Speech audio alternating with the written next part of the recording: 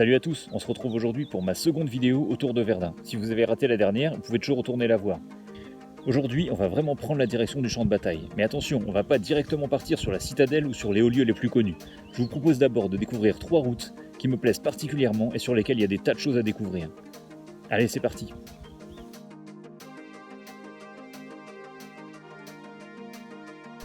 Et on attaque dans le vif du sujet avec cette petite route presque trouvée au hasard que j'ai choisie pour son tracé mais aussi pour tout ce qui s'y trouve. On commence par cette petite route qui part des environs de Verdun et qui mène sur les hauteurs, en passant par 2 ouvrages que j'aimerais vraiment retourner explorer. Allez, c'est parti!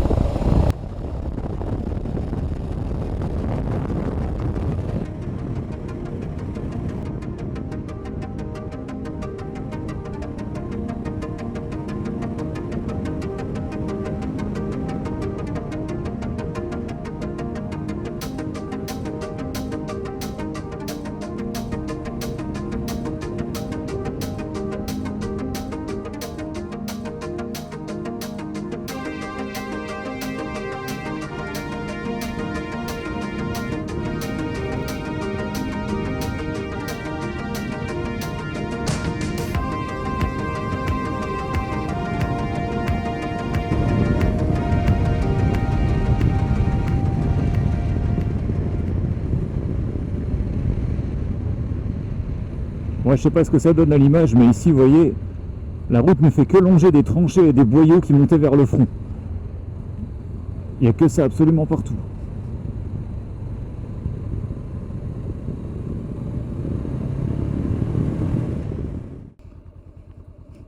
Alors on va s'arrêter d'abord ici. Alors ici on est sur ce qu'on appelle l'abri des 4 cheminées, qui porte bien son nom puisqu'on voit encore parfaitement les 4 cheminées d'aération. Et en fait, c'était un abri qui servait à l'infanterie, et l'infanterie qui montait au front et qui pouvait faire une halte, un relais ici pour pouvoir s'abriter des tirs ennemis. Donc à la base, c'est plutôt un ouvrage qui se trouvait sur l'arrière, mais rapidement, avec la tournure qu'a pris la bataille, il s'est retrouvé recouvert de bombardements ennemis. D'ailleurs, il n'y a qu'à voir, là, le terrain, là, il est dévasté, quoi.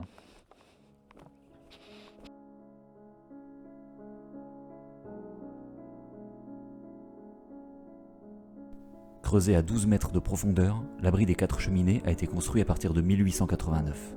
Initialement, il devait servir à loger des troupes de réserve et à servir de halte pour les unités menant au front. Sa galerie de 60 mètres de long pouvait accueillir plus de 300 hommes.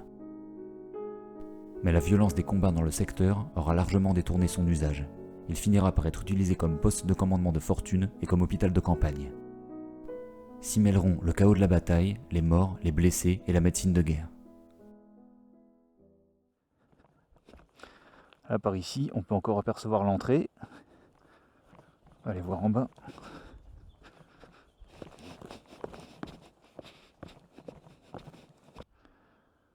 Ah, c'est dommage, le panneau informatif il était complètement détruit. Ah, donc alors j'ai déjà eu l'occasion de descendre dans un abri comme celui-ci. C'était pas le même, mais il était conçu de la même manière. Il y a un escalier, souvent bien plus long que celui-là, qui permet de mener à un tunnel et simplement qui sert à abriter des hommes. Il ne faut pas être claustro. Ah, on a une seconde entrée par ici. Ah, donc les pièces sur le côté, ce qui devait être un poste de garde. Et puis l'abri au fond, qui s'est rapidement d'ailleurs, si je dis pas de bêtises, je vérifierai ça sur internet. L'abri qui s'est rapidement transformé en centre de premier secours, en genre d'infirmerie de campagne, hôpital militaire, quoi. Alors qu'il n'était pas du tout prévu pour ça à la base.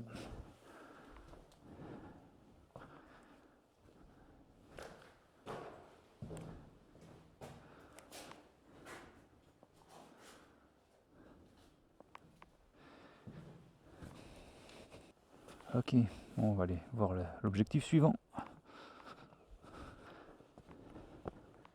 Bon, en même temps c'est bien, on se dégourdit les pattes, ça fait faire un peu de sport, c'est pas mal.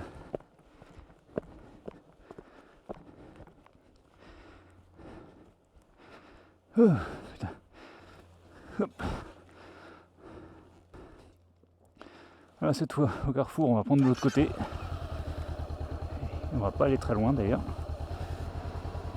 Salut les motards.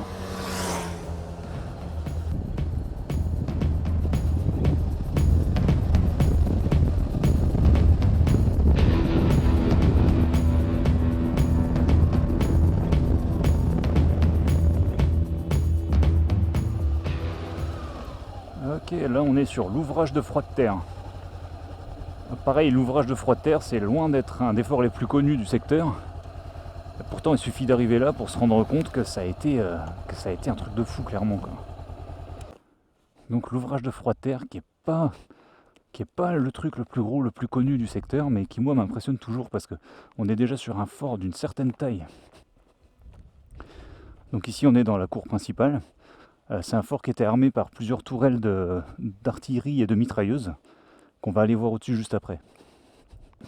Bon, ici on a une porte ouverte sans panneau d'interdiction, donc je me permets d'entrer, sinon j'entrerai pas.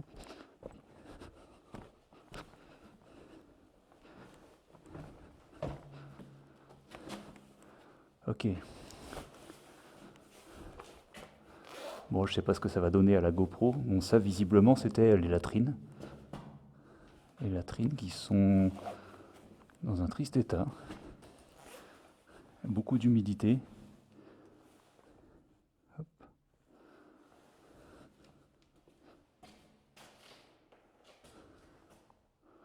Bon, on a différentes pièces qui devaient être des pièces de vie, hein, des chambres, des bureaux, des magasins. Il y a souvent des gens qui se demandent ce que c'était que ces crochets qu'il y a partout sur les murs.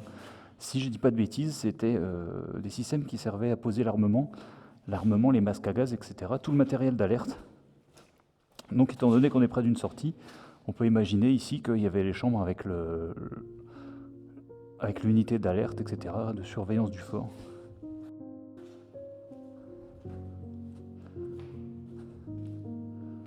Et ici, des casemates beaucoup plus grandes. Bon, on va pas traîner à l'intérieur parce que de toute façon, je sais pas ce que ça donne à l'image. Et puis le but, c'est pas non plus de faire de l'urbex. Et puis malgré le panneau d'interdiction, je suis pas certain que ce soit vraiment autorisé d'entrer là-dedans. On va plutôt aller voir au-dessus.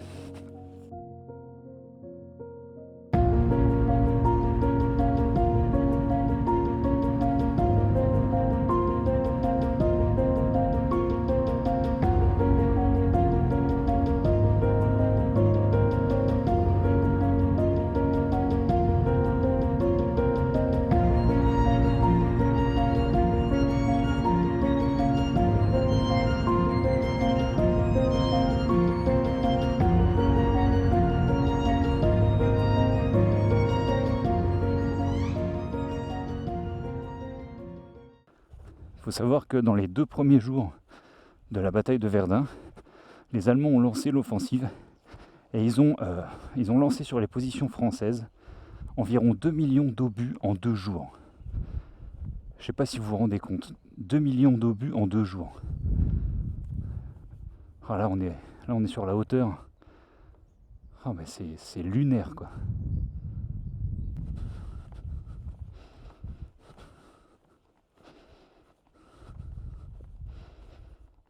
Bon, bah après avoir vu ça, hein, je crois qu'on peut reprendre la route. J'étais déjà venu, mais ça m'impressionnera toujours.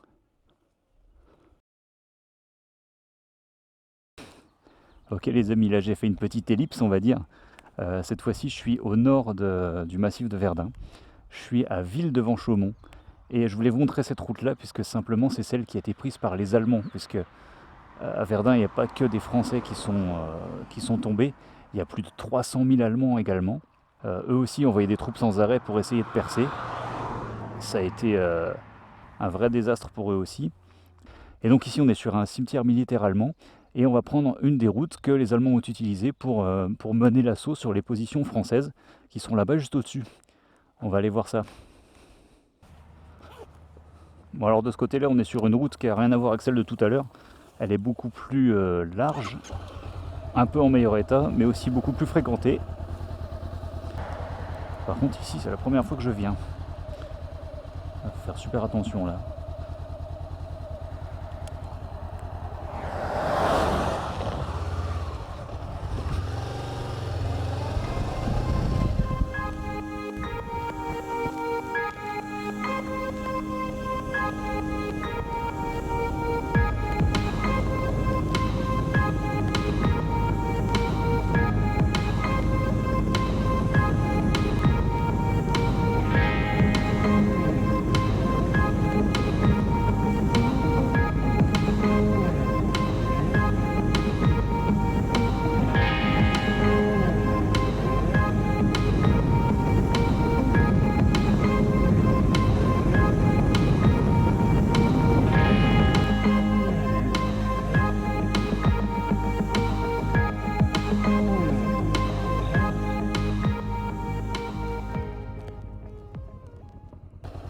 Donc ici on arrive sur le secteur du Bois des Corps, et c'est ici qu'a eu lieu le déclenchement de la bataille. Bon, dans le secteur ici, dans ce secteur-là, je suis jamais venu, mais pour autant je marche pas au hasard, hein. J'ai quand même regardé quelques cartes avant de venir. Et normalement par là, on a le PC du colonel Drian.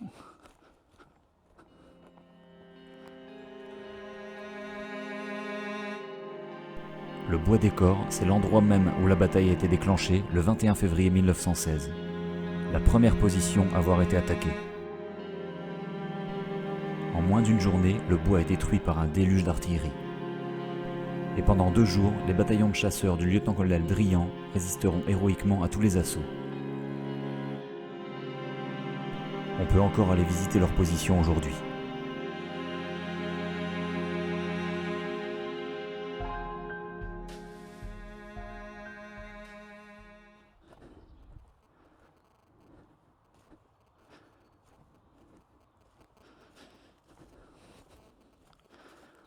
Alors c'est pas un fort comme on l'a vu tout à l'heure, hein. Ici c'est le poste de commandement d'un bataillon ou d'un truc comme ça.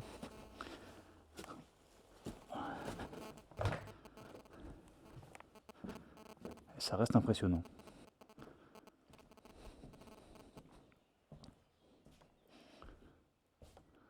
Je crois que dans ce genre de lieu, quand on sait les combats qui ont eu lieu, il n'y a pas 10 000 commentaires à faire, hein.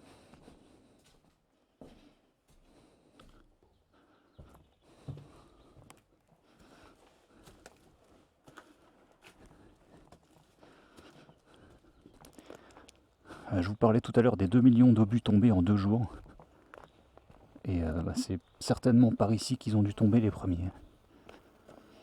Et quand on lit les témoignages, c'est exactement comme tout à l'heure, devant l'abri des 4 cheminées. À chaque fois que les hommes tentaient de creuser un boyau, une tranchée de liaison, le lendemain elle n'était plus là, quoi. Bon, sur ce, on va reprendre la route.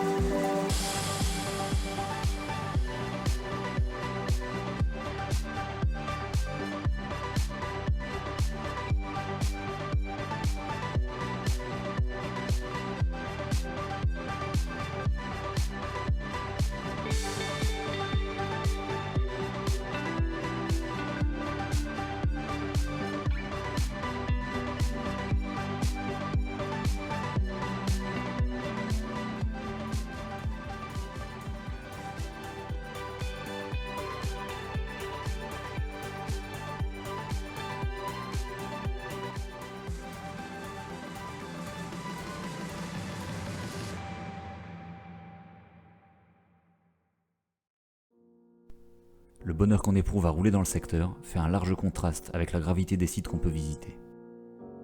Sur les bords de la D913, la tranchée des baïonnettes ne déroge pas à la règle.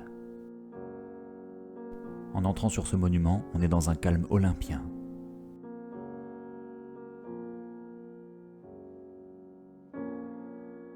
Le site abrite religieusement une tranchée dans laquelle furent tombés les soldats du 137e Héry, anéantis sous le pilonnage de l'artillerie. La légende dit qu'ils sont encore là, ensevelis dans la tranchée, leur fusil à la main et la baïonnette dépassant du sol. Les 7 croix rendent hommage aux 7 soldats inconnus gisant ici. Souvent controversée, l'histoire de la tranchée des baïonnettes reste un symbole de la violence des combats.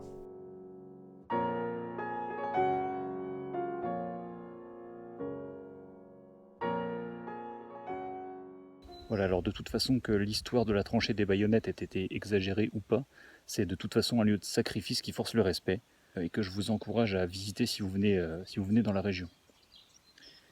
Voilà, pour ma part, c'est ici que se termine ce 2e épisode et je vous donne rendez-vous très bientôt pour découvrir d'autres endroits tout aussi impressionnants.